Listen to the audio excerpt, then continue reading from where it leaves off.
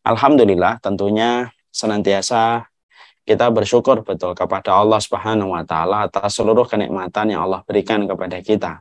Dan semoga kita tidak hanya pandai bersyukur kepada kenikmatan yang besar, tapi semoga kita mampu bersyukur pada kenikmatan-kenikmatan yang kecil yang ada pada kehidupan kita. Siapapun yang mampu berlatih pada hatinya untuk bersyukur pada sebuah nikmat yang sedikit, maka tentunya dia akan mampu menghargai kenikmatan yang besar. Banyak orang yang hanya mampu bersyukur pada kenikmatan yang besar, tetapi dia tidak mampu bersyukur pada kenikmatan yang kecil. Nah, inilah yang menjadi harapan kita. Semoga di dalam perjalanan kehidupan kita, kita mampu bersyukur pada kenikmatan yang besar dan kenikmatan yang kecil, supaya melapangkan dan kenikmatan pada sesuatu yang kecil akan menjadikan kita menjadi hamba yang dicukupkan oleh Allah Subhanahu wa taala. Kepada Allah kita bersyukur dan kepadanya kita meminta tolong supaya kita selalu diberikan pertolongan dalam setiap kebaikan kehidupan kita. Kita pada kesempatan hari ini akan melanjutkan kajian panjang kita, yaitu membahas tentang tafsir juz 30. Karena mempelajari tafsir dari setiap makna, dari setiap firman Allah merupakan sebuah kewajiban kita kepada ayat-ayat Al-Quran. Tentunya kita paham Al-Quran itu meminta kepada kita beberapa kewajiban. Kewajiban yang pertama adalah membacanya. Menjadi kewajiban kita membacanya untuk membersihkan hati dan apa yang kotor pada jiwa kita.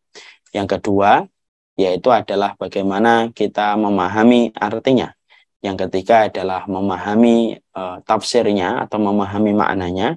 Dan yang keempat adalah beramal sesuai dengan petunjuk yang diarahkan oleh kitabullah dan sunnah.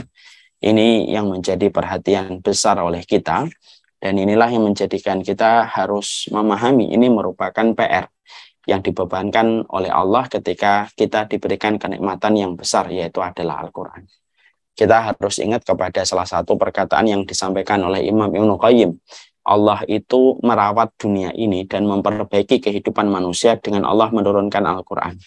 Dengan diturunkan Al-Quran bukan hanya menjadi sebuah ayat yang kita dapatkan, pahala yang kita peroleh dari ayat yang kita baca. Tapi salah satu di antara tujuan Allah menurunkan Al-Quran, Allah merawat kehidupan, supaya kehidupan ini tidak terperosok kepada kerusakan. Ketika Allah turunkan Quran menjadi petunjuk, supaya setiap manusia tahu apa yang harus dilakukan pada kehidupan mereka ketika mereka kembali membaca SOP dan petunjuk yang mereka jumpai di dalam Al-Quran. Maka tentunya tidak mungkin bagi kita menjadikan Al-Quran itu petunjuk kalau kita tidak berusaha memahami maknanya secara benar. Itulah yang menjadikan betapa bernilainya pelajaran tafsir pada kehidupan kita.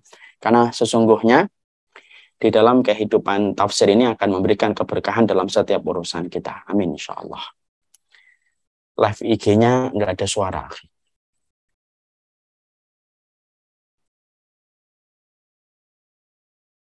Sekarang kita akan mempelajari tentang surat Al-Ma'un.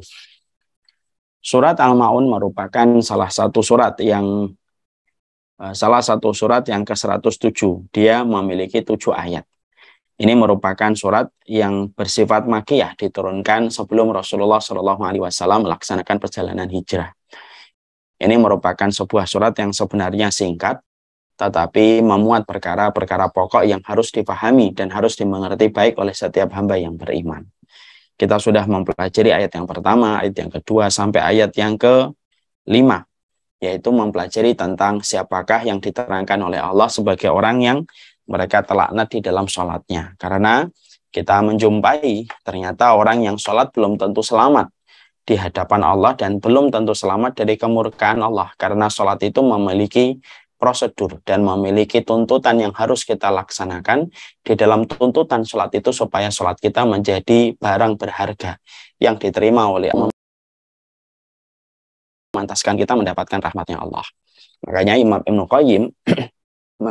Ibnu Qayyim menerangkan kepada kita bahwasanya sholat itu sebagaimana hadiah yang diberikan oleh budak kepada majikannya. Semakin hadiah itu terbaik, maka semakin senang majikannya. Maka sholat itu sebagaimana hadiah terbaik seorang hamba, sebagaimana manusia yang memberikan hadiahnya kepada Allah, dan itu melalui sholat yang dia kerjakan dan dia lakukan. sholat itu akan mempengaruhi seluruh ibadah kita dan seluruh kebaikan kita yang lain.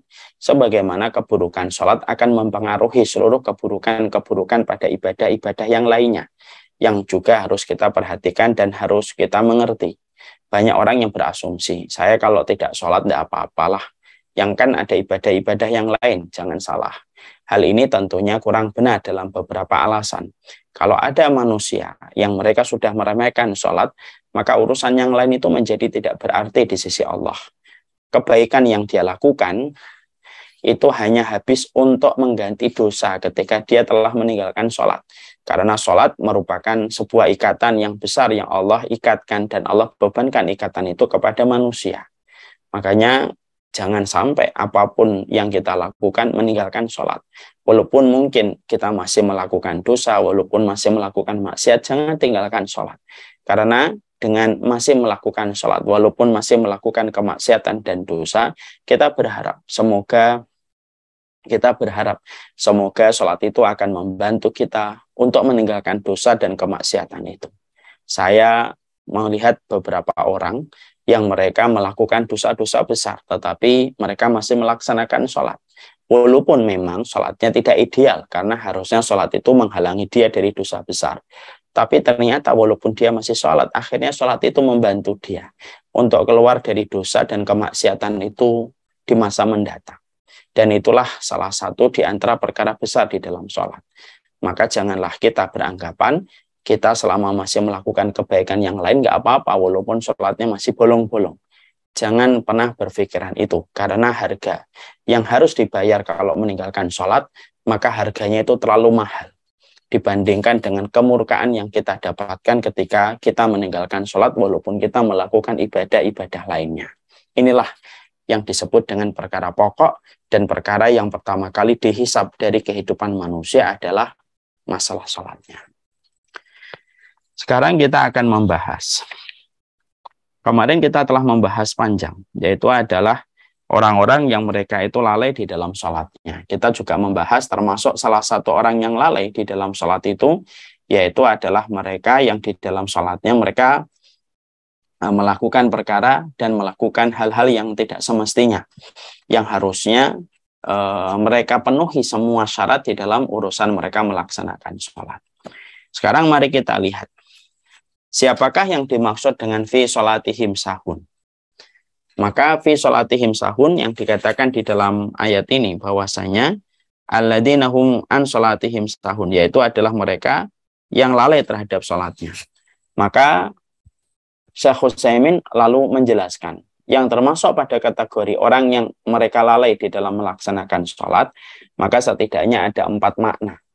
Yang apabila manusia mendapati dirinya pada 4 arti ini yang nanti kita akan terangkan, berarti dia termasuk orang yang sudah lalai, dan mereka yang sudah lalai maka mereka menjadi objek dari laknat yang datang dari Allah walaupun mereka melaksanakan sholat. Ini yang kita harus pahami. Jangan sampai kita juga salah mengambil kesimpulan. Tuh ada yang sholat tapi juga terlaknat, ya sudahlah sekalian tidak sholat.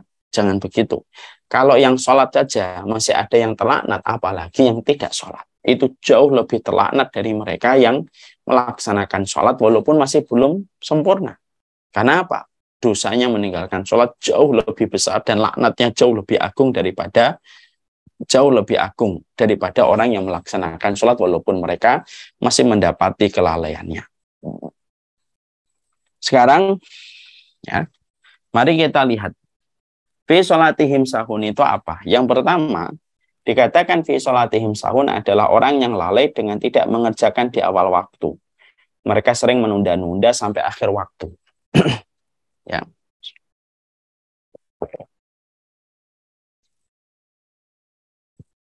Artinya, orang yang termasuk pada kategori orang yang terlaknat oleh Allah di dalam sholatnya adalah mereka sholat.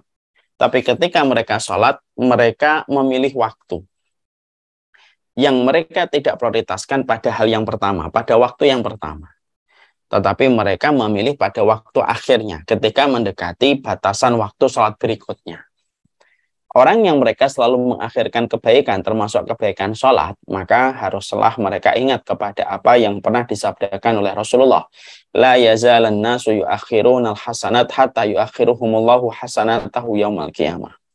Tidaklah manusia yang mereka suka mengakhir-akhirkan urusan sholat mereka dan kebaikan mereka, kecuali Allah yang akan mengakhirkan urusan kebaikan mereka kelak di akhirat. Disebabkan karena mereka mengakhirkan urusan yang penting dan prioritas itu adalah urusan sholat mereka. Kalau kita berpikir, kamu melaksanakan sholat hari ini, kalau mau melaksanakan sholat tepat ketika adzan berkumandang, 5-10 menit langsung kamu sholat, dengan kamu nanti melaksanakan sholat duhur ketika 2:30, itu sebenarnya sama-sama melaksanakan sholat. Sama-sama membutuhkan effort yang sama. Tetapi, orang yang mereka tidak memiliki sebuah komitmen kuat, mereka lebih memilih akhir waktu. Dan akhir waktu itu merupakan sebuah akhir yang dibenci oleh Allah ketika itu sudah menjadi sebuah. Makanya pikiran yang harus kita hadirkan ketika kita melaksanakan sholat, lalu kita diserang dengan rasa malas, maka yang kita harus pikir adalah saya melaksanakan nanti pun juga sekitar 10 menit sampai 15 menit. Saya melaksanakan sekarang juga 10 sampai 15 menit. Kenapa tidak menyiapkan dari awal dan tidak menyegerakan dari awal? Toh itu merupakan sebuah kebaikan yang akan kita peroleh buah manisnya di hadapan Allah ketika menyegerakan kebaikan, supaya Allah menyegerakan semua kebaikan di dalam kehidupan kita, menuntaskan setiap masalah dan problematika yang kita jumpai dalam kehidupan ketika kita selalu memprioritaskan masalah sholat. Karena semakin kita menjaga sholat, semakin keberkahan waktu akan kita dapatkan dan semakin berkualitas makna dalam kehidupan kita akan kita jumpai. Makanya betul kalau kita menjumpai sebagian para ulama berkata, kalau ada orang sudah merasa kosong pada kehidupannya dan sudah kehilangan kendali dan makna pada kehidupan yang dia lewati, maka bisa jadi pertama kali yang harus dia perhatikan adalah bagaimana keterkaitan dirinya dengan urusan sholatnya. Kalau ada masalah yang berlarut-larut, yang tidak selesai, berlarut-larut, bertumpuk-tumpuk, maka bisa jadi itu disebabkan karena urusan sholat yang dia selalu akhirkan. Dan ini ada hubungannya erat. Jangan kita melihat sebagaimana kaum materialisme yang melihat antara urusan sholat dan problematika tidak ada kaitannya. Itu orang materialisme. Orang yang beriman selalu melihat kalau ada masalah yang berlarut-larut yang datang pada kehidupan kita, lalu masalah itu silih berganti terus datang pada kehidupan kita, bisa jadi penyebabnya, pencetusnya disebabkan karena urusan sholat yang sering diakhirkan. Maka disitulah ketika urusan sholat sering diakhir-akhirkan, maka justru mengakhirkan sholat itu bukan memberikan ruang waktu yang lebih lapang. Justru mengakhirkan sholat itu kita sebenarnya sedang membuka pintu masalah datang bertubi-tubi pada kehidupan kita. Nah, saya pernah mendapati salah satu testimoni dari orang yang mendapati masalah. Ketika saya pernah menyampaikan materi tentang urusan sholat ini di satu tempat pada kajian, ada seseorang jamaah yang memberikan testimoni. Saya ini adalah orang yang dulu sering meremehkan urusan sholat dan selalu saya akhir-akhirkan, Ustaz. Saya merasa dengan mengakhirkan sholat, waktu saya jadi lebih longgar. Ini kan pikiran cupet ya, pikiran naif. Orang kalau mengakhirkan sholat berarti lebih longgar. Padahal pada dasarnya orang mengakhirkan sholat itu kan bukan lebih longgar. Dia hanya terserang hawa nafsu ketika kemalasan mendominasi kakinya untuk melangkahkan untuk sholat. Ketika saya merasa mengakhirkan sholat itu menjadikan waktu saya lebih longgar, yang terjadi malah sebaliknya, waktu saya menjadi lebih sempit. Saya mengerjakan di akhir waktu dalam kondisi buru-buru, pekerjaan saya tidak pernah beres, pekerjaan kantor membuat saya stres setiap saya pulang ke kantor, dan justru ketika saya mengakhirkan sholat, itulah masalah-masalah yang saya jumpai semakin banyak. Sampai akhirnya saya mendapatkan satu kajian dan sebuah nasihat untuk memperhatikan dan mengkoreksi kembali urusan sholat. Saya tempatkan sholat menjadi yang pertama. Dan saya selalu membangun sebuah mainstream, sebuah narasi, bahwasanya dengan mengedepankan sholat dan memaksakan sholat di awal waktu, itu yang akan memberikan kelonggaran waktu saya dan memberikan makna pada setiap waktu yang saya miliki.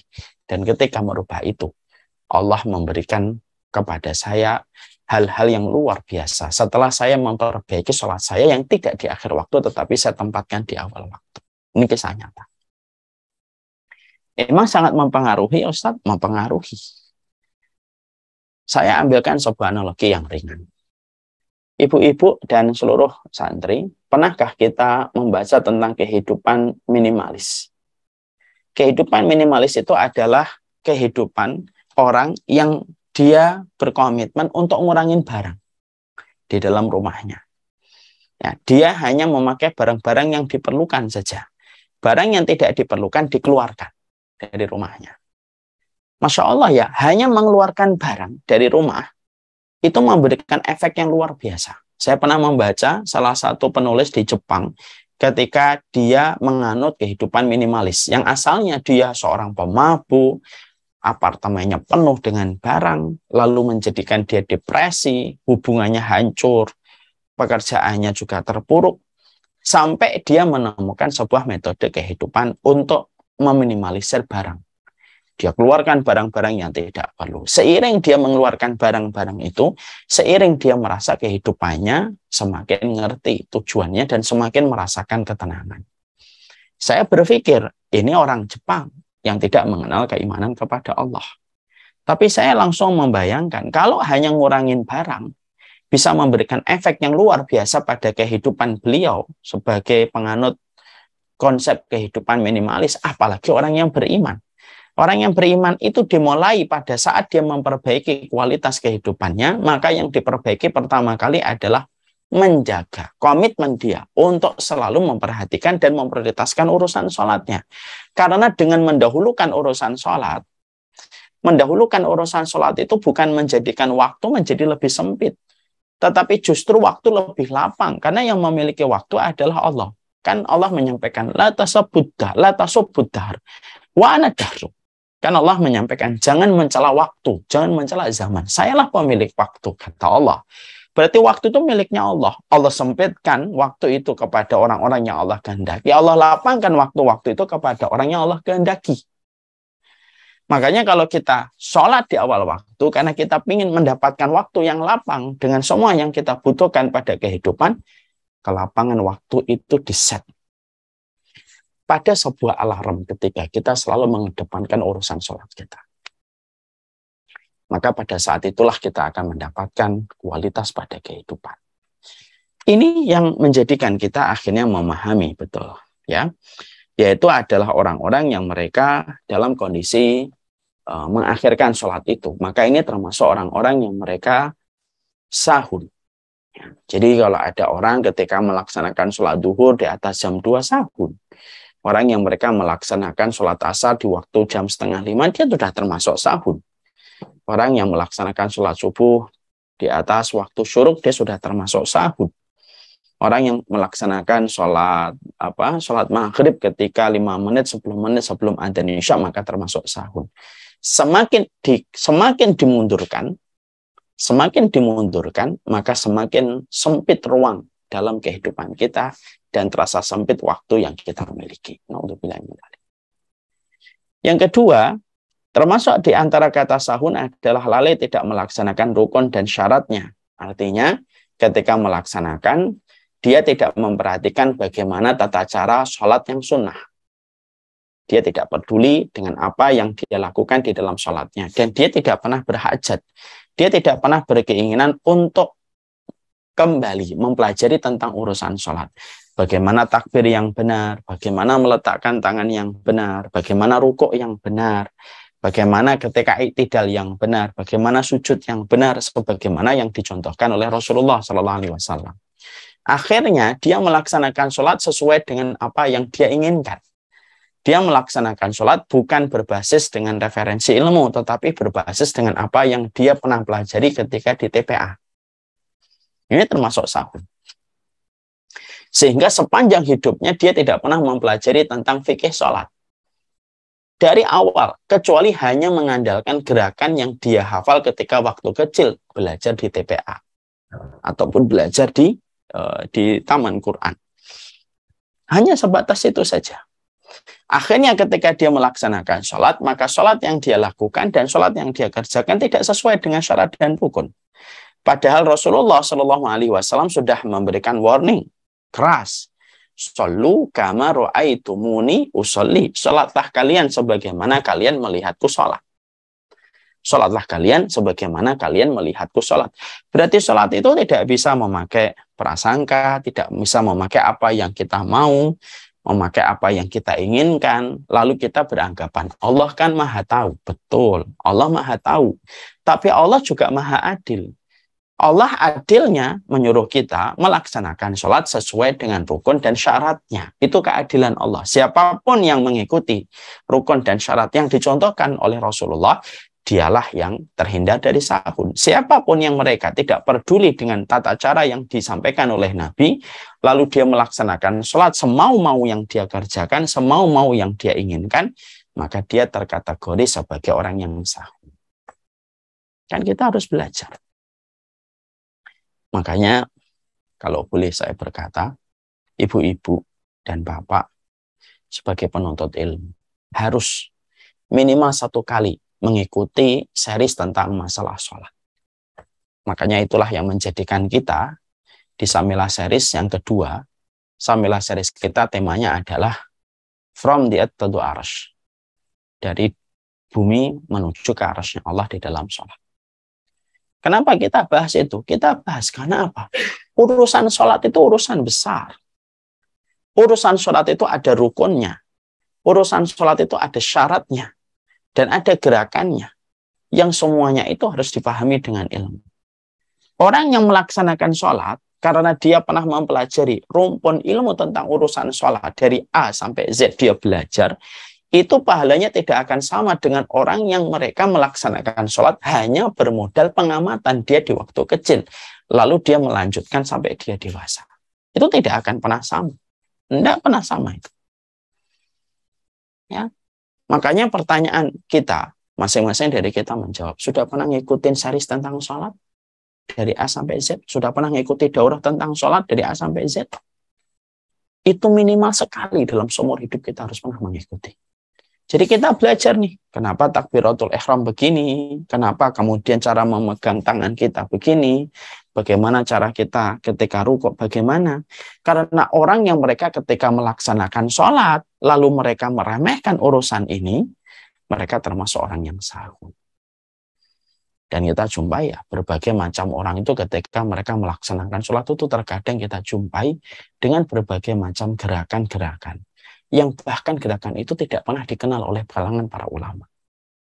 Kalau memang ada perbedaan para ulama, kita hormati. Tapi yang kita bicarakan ada beberapa gerakan yang terkadang tidak pernah dikenal oleh para ulama.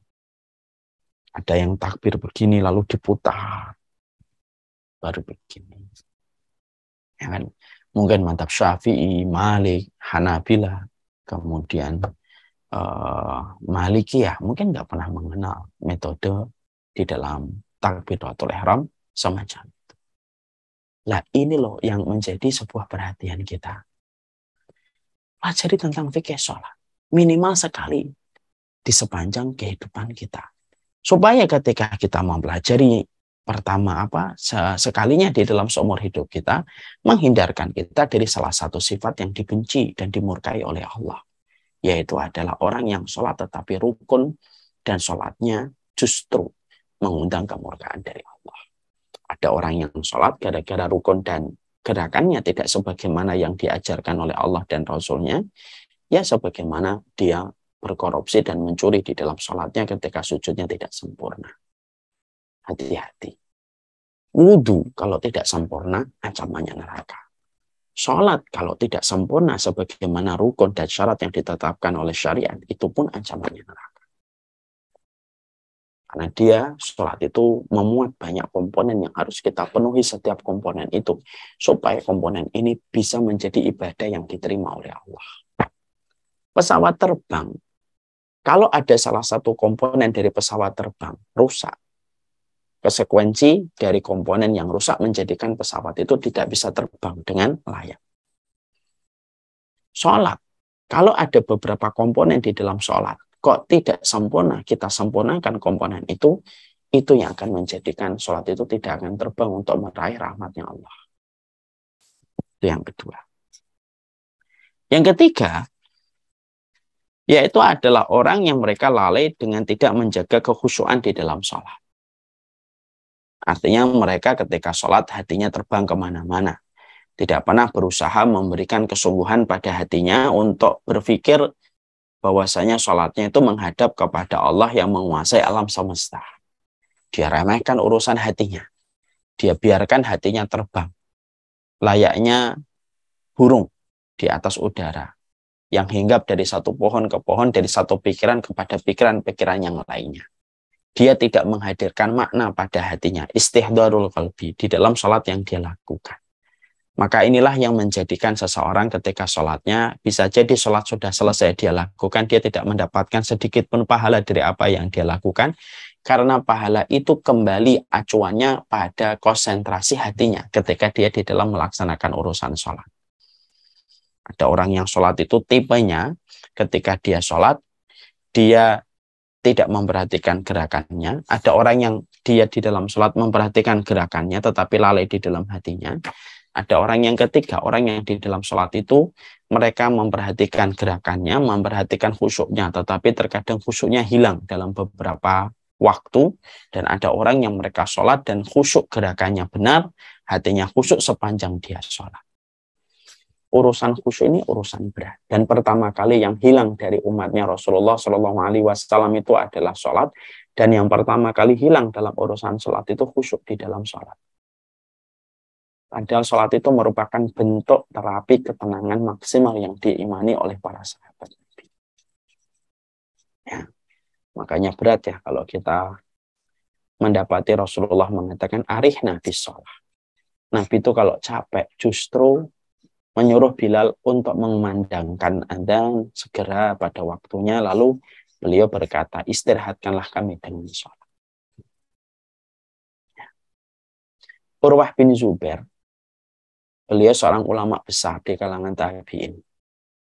Ketika beliau didiagnosa oleh tabib, kakinya harus diamputasi, lalu tabibnya menyuruh beliau untuk minum khamar, beliau menolak minum khamar.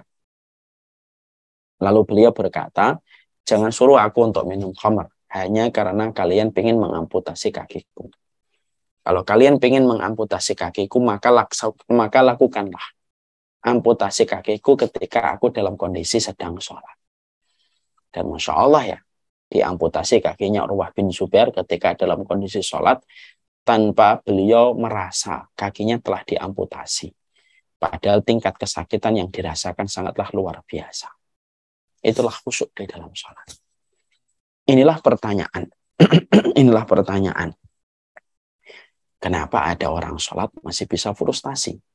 Kenapa ada orang sholat depresi? Kenapa ada orang sholat tetapi masih sempit hatinya? Jawabannya simpel. Karena banyak orang yang berdiri sholat dengan anggota badannya tetapi hatinya terbang, bertolak belakang, menjauh dari Allah Subhanahu wa Ta'ala. Walaupun kakinya, walaupun tangannya menghadap kepada Allah, tetapi hatinya membelakangi Allah. Ketika dia tidak pernah berupaya untuk khusyuk menghadirkan hatinya menuju kepada Allah. Nah, inilah menjadi PR besar kita. Makanya salah satu di antara PR yang selalu saya sampaikan kepada diri saya, ataupun kepada orang yang menjadi penuntut ilmu kalau hijrah. Apa yang saya harus perbaiki, Ustaz, kalau saya hijrah? Saya selalu menyampaikan beberapa poin. Satu, jaga hubungan dengan orang tua. Yang kedua, maknai kembali sholat kita pada kaitan khusyuknya kita kepada Allah. Karena inilah dua perkara besar. Kalau dua ini terjaga dengan baik, kualitas manusia pasti akan terjaga. Ya. Kemudian makna lalai yang keempat, yaitu adalah lalai dengan tidak merenungkan makna bacaan sholatnya. Artinya adalah orang yang mereka melaksanakan sholat sebagaimana orang yang mabuk. Dia sholat tetapi dia mabuk. Dia tidak pernah menghadirkan makna.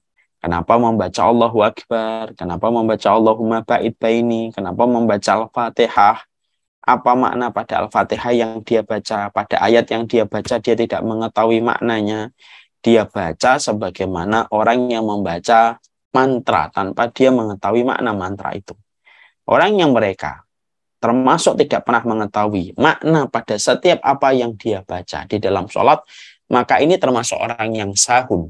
Dan hati-hati menjadi objek laknatnya Allah ketika mereka melaksanakan sholat, tetapi mereka tidak pernah berusaha mentadaburi pada setiap bacaan yang dia baca di dalam urusan sholatnya. Ya.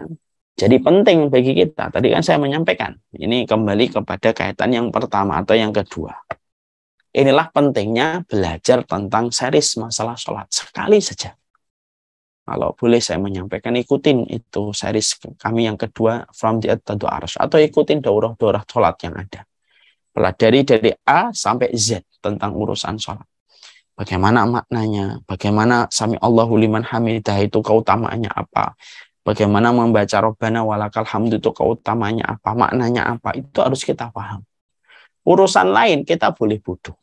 Urusan lain kita boleh tidak tahu. Misal, urusan hukum fisika, boleh kita tahu, boleh kita tidak tahu. Tidak tahu pun tidak akan terkena hisab dan tidak akan terkena hukuman. Masalah hukum kimia kita tidak tahu, matematika tidak tahu, tidak akan terkena objek hukuman dari Allah. Tapi urusan sholat ketika engkau tidak mengetahui maknanya, kenapa kamu mengucapkan doa itu di dalam sholatmu, itu pasti akan ditanya oleh Allah. Kenapa? Karena ibadah ini merupakan prioritas ibadah yang Allah syariatkan kepada kehidupan manusia. Pasti akan ditanya oleh Allah. Kenapa kamu sholat sepanjang bertahun-tahun tetapi kamu tidak pernah mengetahui makna pada setiap apa yang kamu baca? Kenapa sholatmu sebagaimana orang yang mabuk? Kenapa sholatmu sebagaimana orang yang mengucapkan sesuatu tanpa dia pahami atas apa yang dia baca? Ini penting. Ya. Makanya luangkan waktu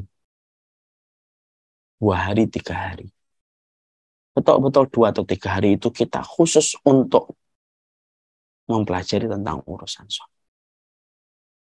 Dan ini tidak bisa diakhirkan lagi. Mengakhirkan urusan penting, mengakhirkan kualitas kehidupan dan kebaikan akhirat dan dunia kita. Dan ini harus menjadi perhatian besar kita. Dan tidak boleh ada lagi pengecualian. Setiap orang diwajibkan. Setiap orang itu diwajibkan bagaimana mereka mengetahui makna pada setiap apa yang mereka baca. Dan itu menjadi sebuah kewajiban.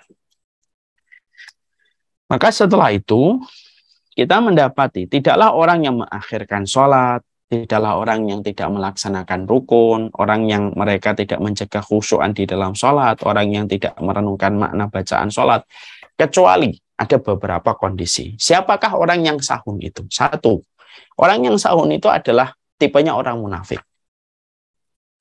Jadi kalau seseorang ingin mengetahui indikator kemunafikan ada pada dirinya ataukah tidak, salah satu acuan dan indikator untuk menilai diri kita ada bibit-bibit kemunafikan ataukah tidak itu, yaitu ketika melihat pada waktu apa kita melaksanakan sholat. Kalau kita melaksanakan sholat subuh di waktu syuruk, melaksanakan sholat duhur mendekati waktu asar, melaksanakan sholat asar mendekati waktu maghrib, kemudian melaksanakan sholat maghrib mendekati waktu isya, berarti sudah tumbuh bibit-bibit kemunafikan.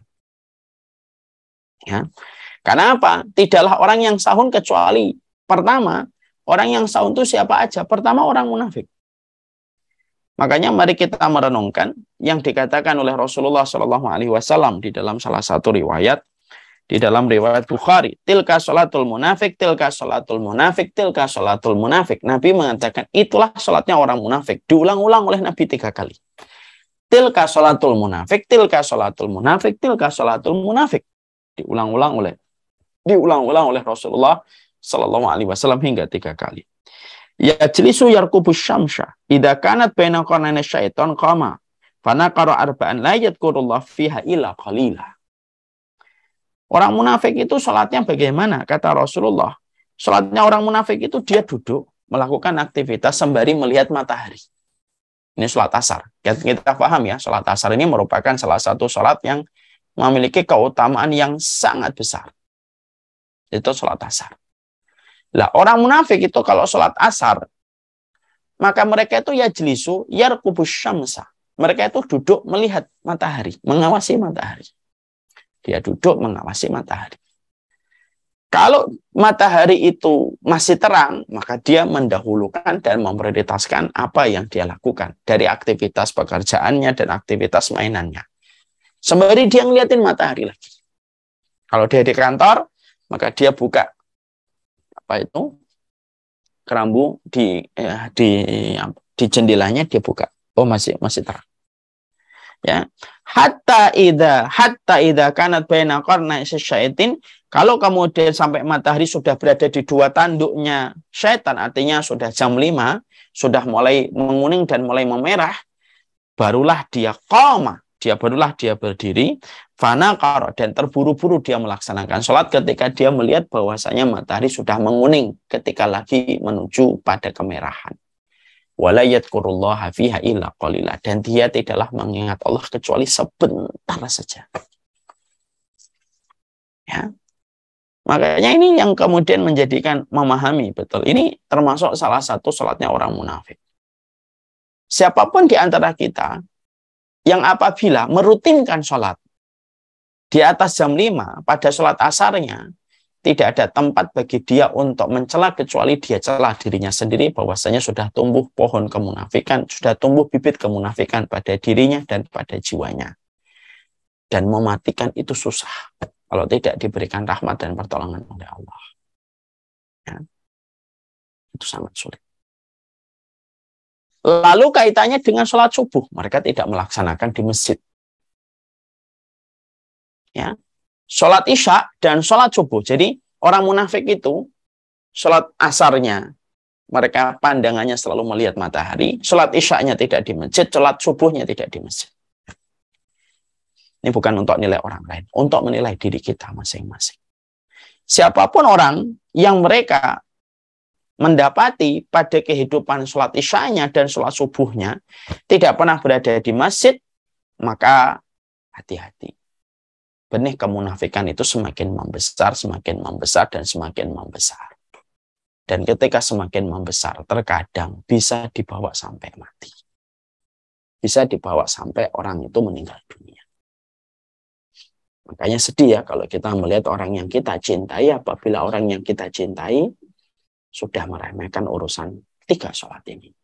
Sholat asarnya menjelang ufuk kemerahan datang, sholat isyaknya dia berada di rumahnya, dan sholat subuhnya dia berada pada rumahnya. Dan tidaklah dia melaksanakan sholat subuh kecuali mendekati waktu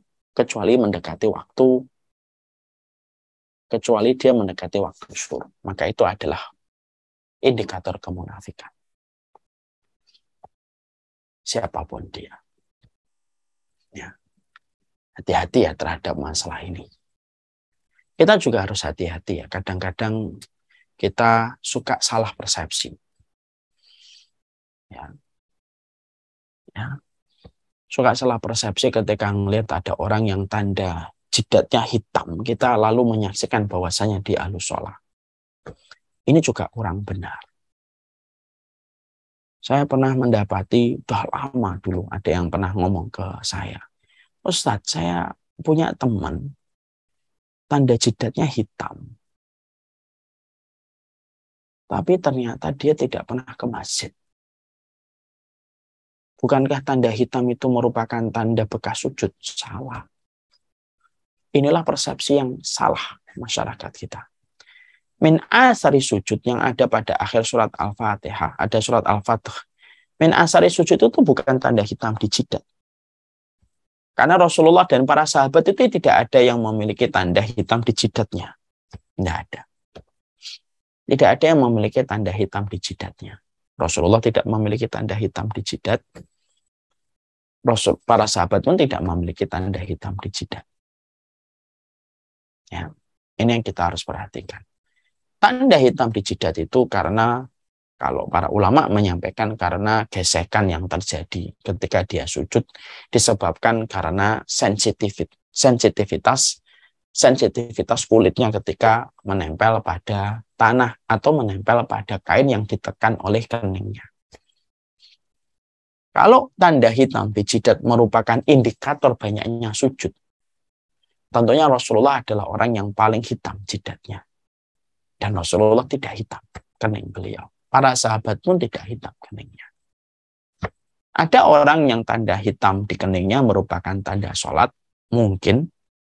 Tapi ada orang yang mereka tanda hitam di keningnya bukan tanda dia adalah ahlus sholah. Ya. Ini yang kita harus paham. Karena apa? Masyarakat kebanyakan kalau sudah melihat tanda hitam, langsung secara otomatis mengatakan ini ahlus sholah. Padahal ahlus sholah itu tidak ditentukan oleh tanda hitam di jidat. Tidak ada tanda hitam di jidat yang diterangkan para ulama bahwasanya itu merupakan tanda sholat. Ya, bahkan sebagian para ulama mengatakan siapapun yang mendapati tanda hitam di jidat, kata para ulama salaf, siapapun yang mendapati tanda hitam di jidat, kalau bisa menghilangkan tanda itu, kalau bisa dia menghilangkan tanda itu dengan berbagai macam upaya, itu jauh lebih baik daripada meninggalkan tanda itu ada di keningnya.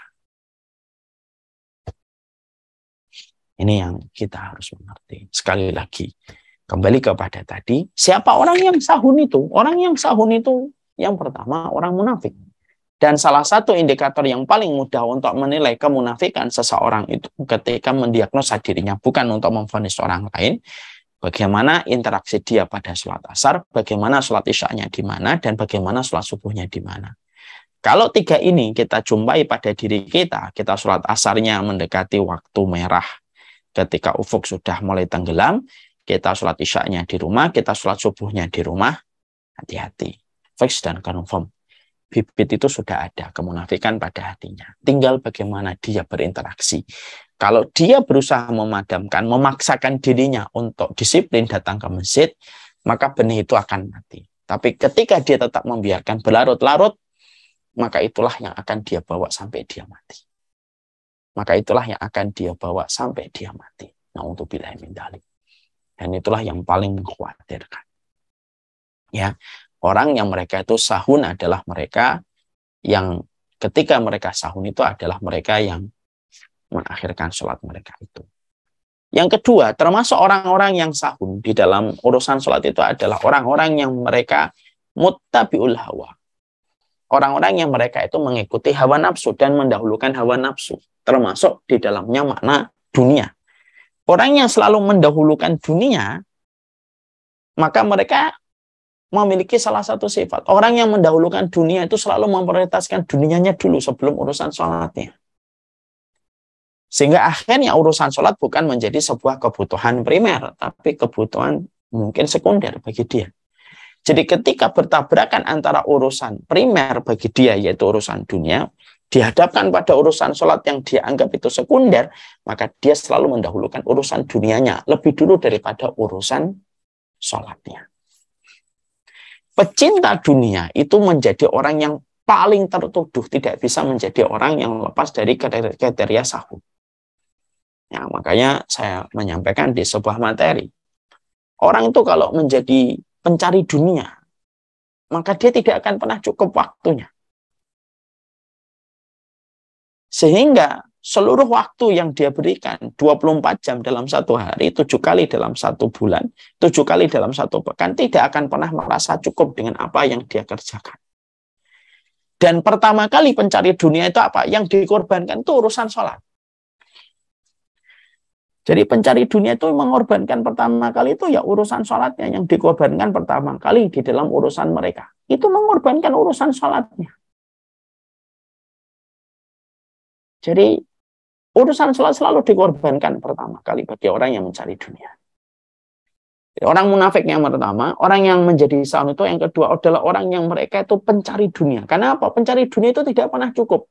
Mangkanat hamuhud dunya ja'alallahu faqrahu baina ainaihi. Orang itu kalau sudah dunia yang dia cari, maka Allah jadikan kacamata kefakiran tepat di pelupuk matanya. Tidak pernah ada kata cukup. tidak ada pernah kata cukup. Sehingga ketika dia tidak pernah ada kata cukup yang dikatakan oleh Rasulullah SAW, ketika dia tidak pernah memiliki kata cukup, maka ketika dia tidak pernah memiliki kata cukup, itulah yang menjadikan dia mengorbankan apa saja. Mengorbankan keluarganya, mengorbankan urusan kaum muslimin, dan mengorbankan urusan sholatnya. Itu yang dilakukan oleh mereka pertama kali. Kalau mereka sudah menjadi orang yang menjadikan dunia itu tujuan terbesar dalam kehidupan mereka. Jadi yang kedua itu semacam itu. Ya. Jadi yang kedua, orang yang sa'un itu orang yang mereka itu menjadi pecinta dunia. Yang ketiga adalah orang yang mereka itu lalai, ghafil. Mereka tidak pernah berusaha untuk menempatkan prioritas dalam urusan sholat mereka. Ketika mereka lalai, itulah yang menjadikan akhirnya ketika seseorang itu lalai di dalam urusan sholatnya, ketika urusan lalai itulah yang menjadikan akhirnya mereka menjadi sahun dalam setiap urusan sholatnya. Dan yang keempat, orang yang bodoh. Jadi kategori orang yang sahun itu satu munafik, kedua orang yang nyari dunia, yang ketiga orang yang lalai, tidak pernah punya komitmen kuat untuk melakukan ketaatan, dan yang keempat orang bodoh, jahil dia. Maka dia akan meremehkan urusan sholat yang harusnya dia kerjakan dan dia lakukan. Insya Allah ya. Itu yang kita ngeri, dan semoga kita bukan termasuk orang-orang yang dinilai sebagai orang munafik dalam urusan sholat. Ya, tolong ya ibu-ibu, bapak-bapak, lihat di mana suami kita sholat isya dan sholat subuhnya. Anak-anak kita yang sudah dewasa. Menjawab pertanyaan sederhana, di mana sholatnya keluarga kita ketika isya dan subuh? Dan bagaimana waktu yang dia berikan ketika sholat asar, bisa menjawab, apakah kemunafikan ada di keluarga saya ataukah tidak? Sesederhana itu untuk menilai dan mendiagnosa kemunafikan pada diri dan keluarga kita. Bukan untuk nilai keluarga orang, menilai keluarga kita sendiri. Lalu dikatakan, alladzina hum yura'un, yang mereka di dalam sholatnya adalah mereka itu riya. Artinya ketika mereka sholat itu ingin mendapatkan riya. Riya itu diperlihatkan untuk mendapatkan mahasin, mendapatkan kebaikan dari pujian-pujian manusia. Sebagaimana orang yang melaksanakan sholat, tetapi di dalam urusan sholat yang dia lakukan, dia ingin mendapatkan kenikmatan duniawi. Dia ingin di balik sholatnya, keuntungannya nambah, profitnya menjadi lebih banyak, dagangannya menjadi laku. Maka ini pun termasuk orang yang riya di dalam sholatnya, mencari urusan dunia di balik sholat yang dia kerjakan. Ada orang yang mereka di dalam sholatnya itu adalah riya. Dan ini hati-hati. Makanya kaitannya dengan apa yang tadi saya sampaikan. Kenapa tanda hitam di kening itu para ulama salaf itu menyuruh seorang mukmin untuk menghapuskan tanda hitam di kening itu untuk menghilangkan kesan riya. Sekali lagi, kalau tanda hitam di jidat merupakan tanda banyaknya orang yang melaksanakan sujud, tentunya Nabi adalah orang yang paling hitam keningnya beliau. Makanya tidak sedikit para ulama yang mengatakan hati-hati sama orang yang mereka memiliki tanda hitam di keningnya. Ini tentunya tidak bisa kita generalisir semuanya. Ada orang yang mereka rajin di dalam sholatnya dan mereka memiliki tanda hitam di dalam sholatnya, ada. Ya. Disebabkan karena memang kondisi kulit itu sensitif. Tapi memang para ulama mengatakan tanda sujud itu bukan hitamnya kening. Tanda sujud itu artinya wajahnya bercahaya kelak di hari kiamat. Nah itu tanda sujud. Tanda bekas sujud itu bercahaya pada waktu hari kiamat. Makanya inilah yang menjadikan para ulama mengatakan jagalah dari urusan riya. Karena pertama kali yang merusak kehidupan sholat selain dari mengakhirkan waktu adalah urusan ketika seseorang itu riya di dalam sholat mereka. Kemudian dikatakan pula wayamnaunal ma'un, lalu mereka itu menjadi orang yang menahan harta. Artinya bahwasanya kenapa ada kata as-sholat ya di dalam ayat yang keempat, kelima, dan keenam. Fawailul lil musallin alladzina hum an sholatihim sahun alladzina hum yura'un. Kemudian ayat yang ketujuh langsung kayaknya lompat. Wa yamna'unal ma'un. Kan kalau kita kan kalau membacanya kok kelihatannya lompat ya dari urusan Celakalah orang yang sholat, yang mereka lalai di dalam urusan sholat mereka, yang mereka riak di dalam sholat mereka. Kemudian dikatakan, siapa itu orang yang sholat? Wa yamna'unal maun, dan menahan harta. Disinilah kita melihat korelasi yang sangat kuat. Berarti yang kita lihat korelasinya itu apa? Bahwasanya sholat kita tidak akan pernah diterima oleh Allah sampai kita itu memberikan harta yang kita miliki kepada orang-orang yang membutuhkan dan mereka yang berhak untuk mendapatkan harta itu. Makanya kenapa urusan sholat sering bergandengan dengan zakat? Yuqimuna sholata wa yu'tuna zakah wa iqamis shalah wa ita'iz zakah. Selalu sholat dan zakat itu berkaitan. Bahkan pada surat Al-Maun kita mendapati fawailul lil musallin alladzina hum an sholatihim sahun alladzina hum yuraun wa yamna'unal maun. Karena kalau ada orang yang sholat, mungkin dia khusyuk tetapi dia menahan hartanya, sholatnya tidak pernah melewati tenggorokannya. Karena sholat dan infak, sholat dan zakat itu berkaitan. Tidak akan diterima sholatnya manusia sampai dia sempurna di dalam membayar zakat dan memberikan infak. Ini bergandengan dan tidak bisa dipisahkan. Ada orang yang sholat, dia bagus, khusyuknya bagus. Kemudian dia mengetahui ilmunya. Tapi ternyata dia syuh, dia bukhel, dia syuh.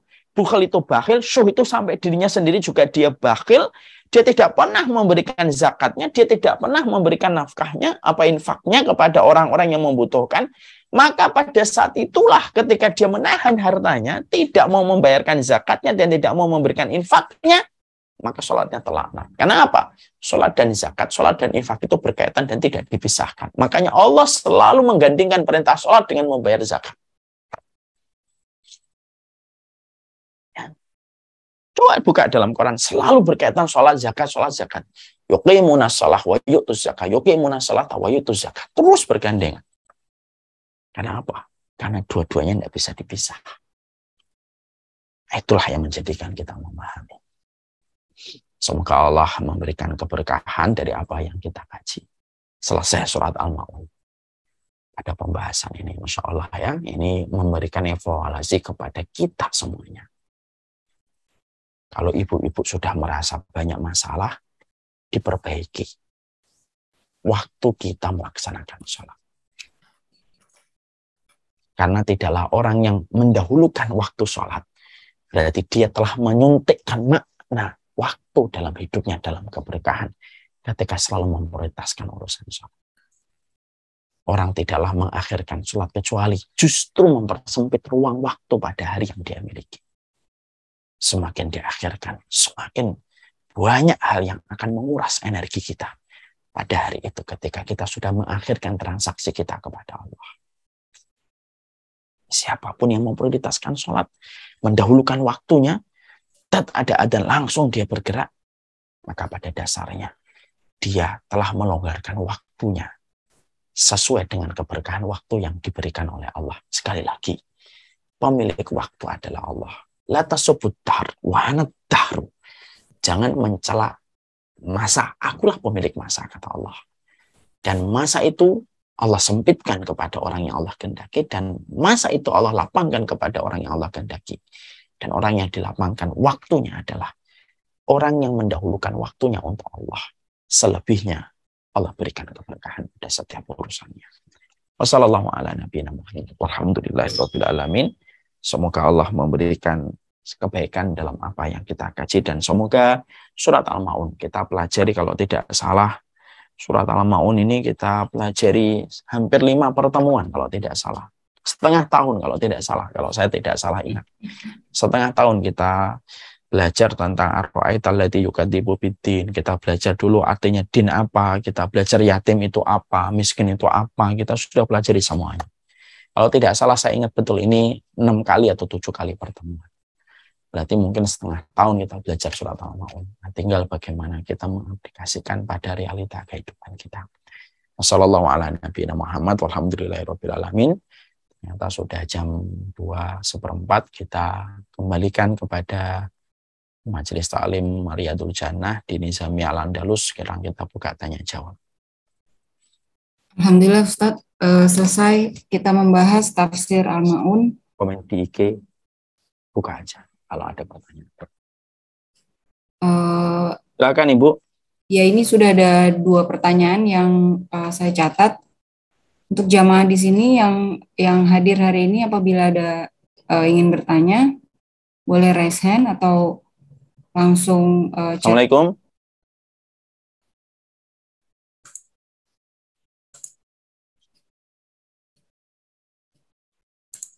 Assalamualaikum Ibu.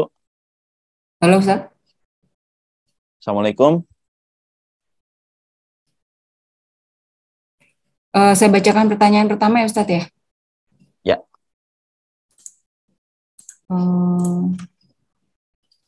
Bismillah. Izin bertanya Pak Ustadz, bagaimana menjaga kekhusyuan dalam sholat yang sesuai dengan surat Al-Ma'un ayat 5? Wah, ini kalau menjaga khusyuan dalam sholat panjang sekali nih jawabannya Ibu.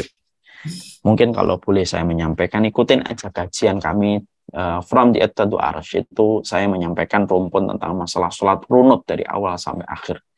Silahkan belajar di situ, ada 17 kali pertemuan dengan mempelajari setiap makna yang ada di dalam sholat itu. Semoga jawaban itu bisa memberikan keberkahan.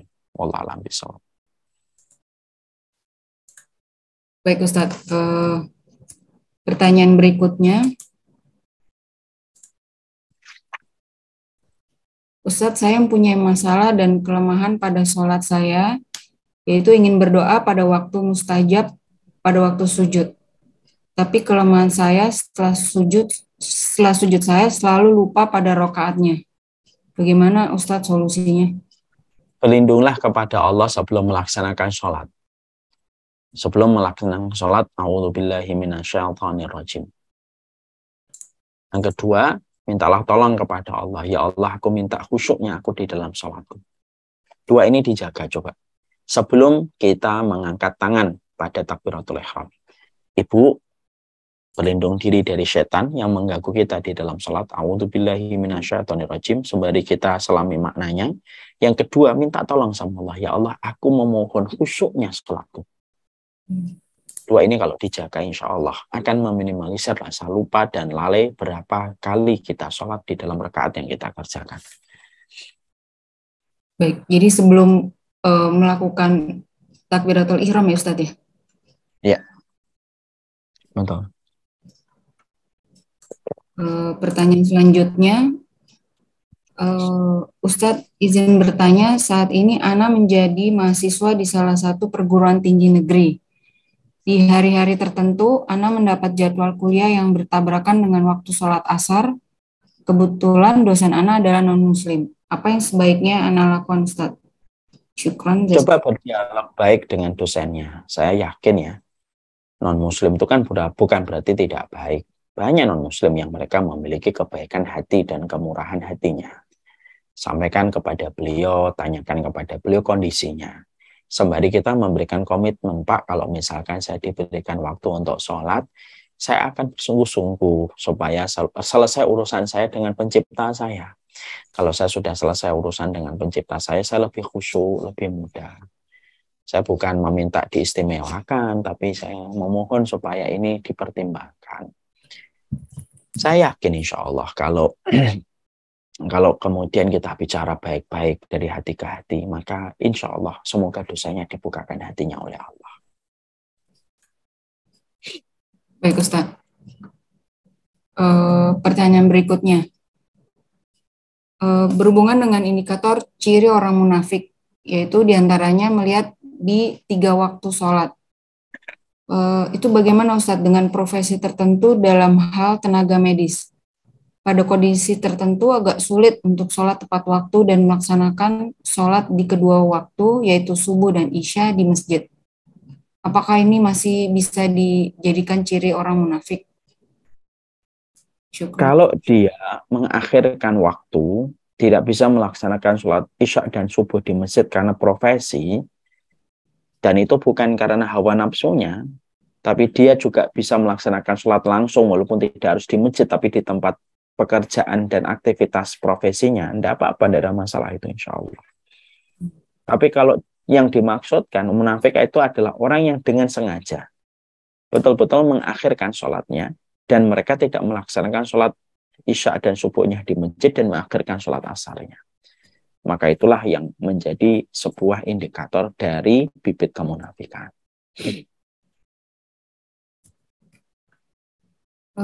Pertanyaan selanjutnya, Bismillah. Ustadz, izin bertanya untuk batasan sholat Isya. Itu sampai kapan kita bisa sholat Isya? Apakah sampai tengah malam atau sampai sebelum subuh? Ada dua pendapat di antara para ulama tentang masalah ini. Dua-duanya pendapat yang kuat. Ada yang mengatakan pendapatnya sampai sekitar 12:30 atau jam 12 malam. Sebagian ulama mengatakan bahwasanya batasan waktu sholat Isya sampai sebelum datangnya sholat subuh. Maka di antara dua pendapat ini adalah pendapat yang makbul, pendapat yang diterima oleh Allah. Maka kalau ada di antara ragam pendapat dan perbedaan, ya tentunya kita silahkan memilih mana pendapat yang paling kuat. Walaupun mengedepankan dan memprioritaskan pertama kali sholat Isya itu jauh lebih baik. Wallahu a'lam bishawab. Jadi emang sebaiknya memang sebelum tengah malam ya Ustadz ya, untuk melaksanakan. Ya, yang paling afdal ya ketika habis azan, itu yang paling afdal, paling utama. Apabila ada halangan, diusahakan sebelum tengah malam itu Ustadz ya. Sebelum tengah malam itu kan jelas, kalau sebelum tengah malam lepas dari perbedaan para ulama kan. Misalkan kita melaksanakan jam 11, jam 12. Tapi kalau seseorang tertidur karena kelelahan dan keletihan dari aktivitas yang mungkin dia lakukan, ya kalaupun dia bangun jam 3 ya tetap sholat Isya. Walaupun dia bangun jam 4 gitu ya, tetap sholat Isya. Idza nama an sholatin falyusalliha idza istaqadha. Dan kalau dia tertidur dari urusan sholat, maka hendaklah dia melaksanakan sholat ketika bangun dari tidurnya.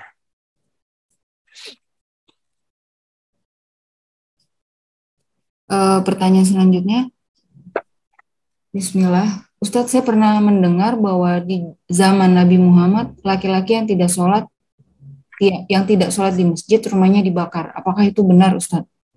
Iya, itu rumahnya dibakar. Tapi bukan artinya betul-betul Rasulullah pernah membakar. Enggak, artinya itu sebuah ancaman dari Rasulullah SAW tentang mereka yang tidak melaksanakan sholat di masjid.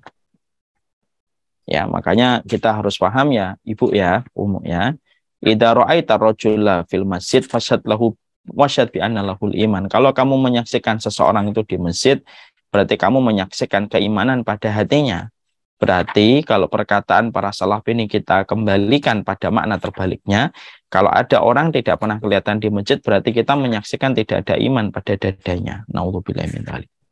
Orang yang sholat di masjid tidak usah meremehkan dan menyepelekan orang yang nggak sholat di masjid. Tapi orang yang sudah sholat di masjid juga tidak boleh sombong. Dan dia harus bersyukur dan tidak ada tempat bersyukur kecuali hanya kembali kepada Allah. Baik, Ustaz. Bismillah. Ustadz, bolehkah berdoa dengan bahasa Indonesia saat kita melakukan sujud dalam sholat? Sebagian para ulama memperbolehkan, cuma saya tidak memilih pendapat itu. Kalaupun kita doa di dalam sujud, maka yang kita pilih adalah doa-doa yang ada di dalam Al-Quran ataupun di dalam hadis. Itu jauh lebih baik.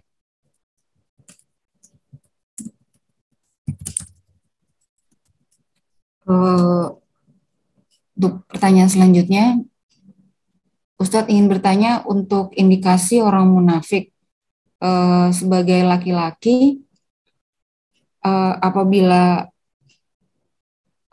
tepat waktu dilakukan saat subuh dan isya, tetapi tidak berjamaah di masjid dengan alasan sekarang ini pandemi ataupun dengan tidak ada alasan, itu bagaimana tuh Ustadz? Gini Bu, ada orang yang beralasan sekarang pandemi, tapi dia bisa pergi ke mall, dia bisa pergi ke bioskop, dia bisa pergi ke jalan-jalan, ke pasar gitu. Giliran urusan sholat dia bilang ini pandemi. Kan kurang benar alasan itu. Ya kalau memang dia alasannya karena pandemi, ketika mungkin kemarin 1 tahun, 2 tahun kita lewati dan kita melewati masa-masa ganas virus ya Delta itu, mungkin alasan itu dibenarkan untuk berhati-hati. Tapi alasan ketika hari ini pandemi sudah berlalu dan COVID pun dengan izin Allah sudah tidak lagi menjadi momok menakutkan, karena insya Allah saya yakin pertolongan Allah pandemi ini sudah kayak flu biasa gitu ya. Walaupun agak berat, flu berat gitu. Lalu kita masih beralasan saya nggak ke masjid karena pandemi. Tapi di lain waktu dia ke bioskop, di lain waktu dia ke mall, dia jalan-jalan, dia ketemu banyak orang.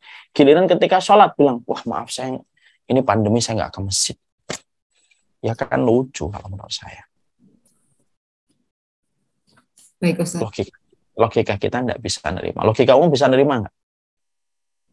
Sama Ustaz. Sama. Benar. Sama dengan pakai masker. Kalau kita membicarakan hari ini masker. Kalau kita kadang-kadang lihat ada orang, kalau pas ngobrol, nggak pakai masker dia. Ngobrol di warung, ngobrol sama teman kantornya, nggak ada yang pakai masker. Giliran sholat dia pakai masker. Ini juga nggak bisa saya terima sekarang. Kalau sekarang loh ya, bukan yang kemarin. Ya kalau memang dia pengen pakai masker ya konsisten lah. Ketika dia ngobrol, ketemu orang banyak, dia pakai masker selalu. Pas sholat dia pakai masker karena dia khawatir. Nah ini masih bisa saya terima. Tapi yang kadang-kadang aneh itu apa? Orang ngobrol, banyak orang gitu. Dia nggak pakai masker. Giliran sholat, dia pakai masker. Nah ini menurut saya juga nggak bisa kayak gini. Kecuali orang yang betul-betul berhati-hati. Memang di luar sholat dia juga pakai masker. Dia berhati-hati karena merasa dia punya komorbid. Tidak apa-apa kalau itu. Yang terpenting itu konsisten atas pilihan kita, itu yang paling penting. Saya nggak mempermasalahkan masker dan tidaknya, bukan itu yang saya permasalahkan, konsistensinya kita terhadap apa yang kita pilih. Itu. Karena kondisi hari ini berbeda dengan kondisi beberapa waktu yang lalu ketika pandemi ini mengalami puncak-puncak dan masih menjadi momok, itu beda. Kita sholat pakai masker karena itu adalah bentuk dari rasa khawatirnya kita, menjaganya kita dari pandemi dan COVID itu sudah kita, kalau itu sesuatu yang sudah maklum, kita sudah lewat itu. Yang kita maksudkan sekarang ini. Kalaupun masih memakai masker, ya konsisten. Di luar sholat pun kamu harus pakai masker sama siapapun kamu ketemu. Jangan menjadikan sholat itu menjadi pilih kasih. Ketika pas urusan sholat, pakai masker. Gitu. Ketika di luar sholat nggak pakai masker, itu juga kurang benar. Ketika urusan sholat ngomongnya pandemi, ketika urusan bioskop, urusan belanja, urusan ketemu orang, nggak pernah sama sekali bicara tentang itu. Nah, itu menurut saya kurang benar. Wallah alam bisa. Baik Ustaz.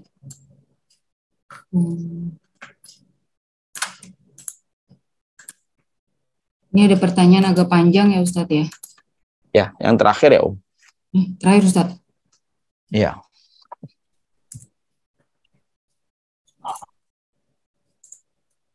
Ustaz mau bertanya, saya pernah dengar la taqrabus sholat wa antum syukaron. Nah, jadi jika kita sholat subuh dalam kondisi kesiangan, itu kan setengah sadar. Jadinya seperti setengah mabuk. Nah, jika kita kesiangan, sebaiknya kita tunggu sampai kesadaran penuh, atau kita langsung segera sholat terburu-buru. Sebenarnya ayat tersebut kan untuk zaman dulu orang yang masih minum khamar. Cuman maksudnya mau tanya apakah sholat dengan kesadaran belum penuh, apakah termasuk la taqrabus sholat wa antum syukara?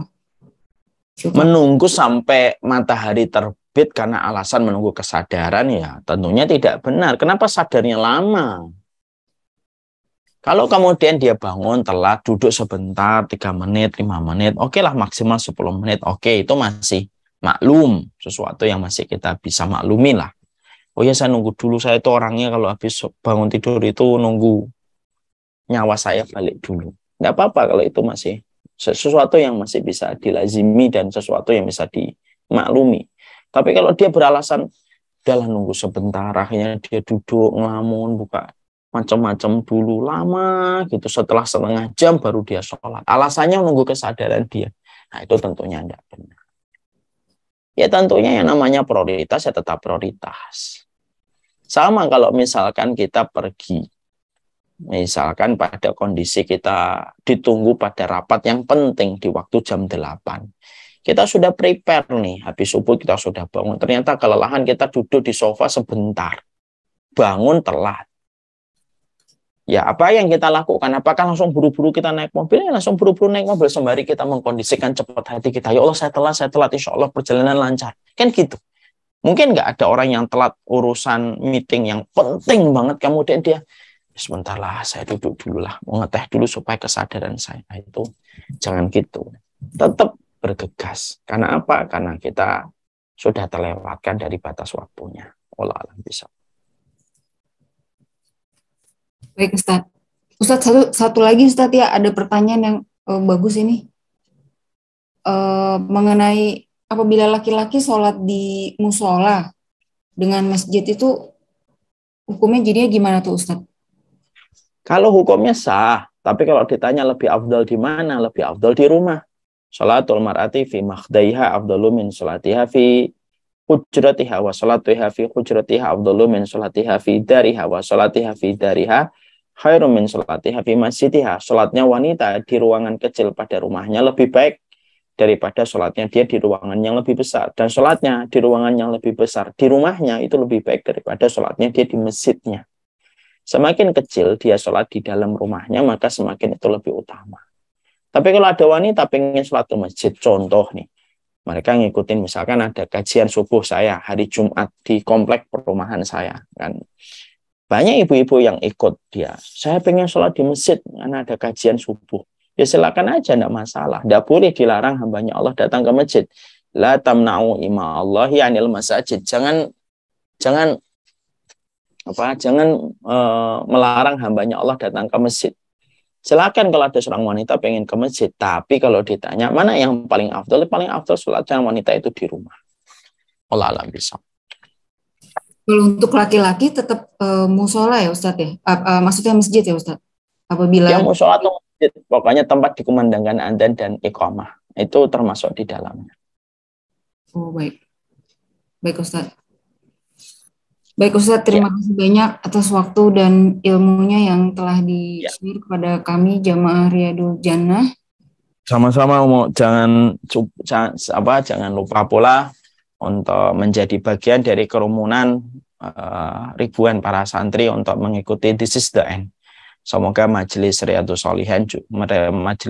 Shalihin termasuk salah satu partner kita menjadi keluarga di antara kerumunan dakwah untuk terus menjadi duta ilmu, memperkenalkan series mempelajari secara runut dan sistematik, dan kita memilih Samilah series yang ke-6, This is the End, perjalanan untuk meraih pelita pada gelapnya zaman fitnah.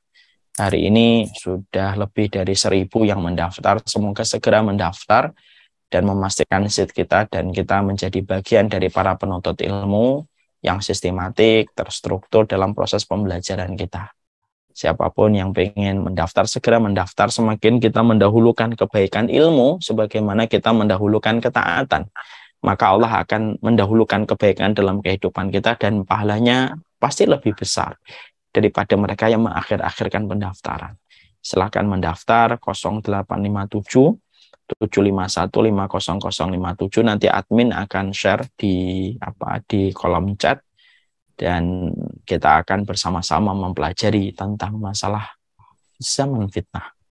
Jazakumullah khair kepada semuanya. Ini yang dapat saya sampaikan. Saya serahkan kembali kepada Ibu di Majelis Ta'lim Riyadhus Shalihin yang ada di Nizamiyah Al-Andalus. Semoga Allah memberkahi, dan semoga kita senantiasa terus menjadi bagian dari keluarga. Semoga ibu-ibu ketika belajar kepada kami bukan hanya sekedar belajar, tapi juga terus membersamai kami dalam dakwah, dan semoga saya pun sama, bukan hanya sekedar mengajar, tapi saya juga bisa membersamai dalam program-program kebaikan yang dimiliki oleh Majelis Ta'lim Riyadhul Jannah. Sekarang dakwah itu jangan hanya sekedar normatif, ngajar, diajar, mengajar, belajar. Tapi lebih daripada itu, kita tidak saling terikat dan tidak saling terhubung dan terkoneksi. Saya ingin sekali setiap majelis taklim yang telah mendapatkan jadwal dari kami terkoneksi, saling membersamai dan saling mengetahui dan saling bisa mensupport satu dengan yang lainnya. Semoga ini yang bisa menjadi harapan kami, dan semoga harapan ini akan menjadi harapan yang dimudahkan oleh Allah. Saya pamit undur diri. Jazakumullah khair atas semuanya. Salam kepada seluruh panitia dan pengurus yang ada di Riyadhul Jannah. Semoga anak-anak kita menjadi anak-anak yang kelak memberi hadiah syafaat terindah pada kehidupan kampung akhirat kita. Ini yang dapat saya sampaikan. Subhanakallahumma wa bihamdika asyhadu an la ilaha illa anta astaghfiruka wa atubu ilaika. Ini yang dapat saya sampaikan. Assalamualaikum warahmatullahi wabarakatuh. Waalaikumsalam warahmatullahi wabarakatuh. Jazakallah khair Ustadz.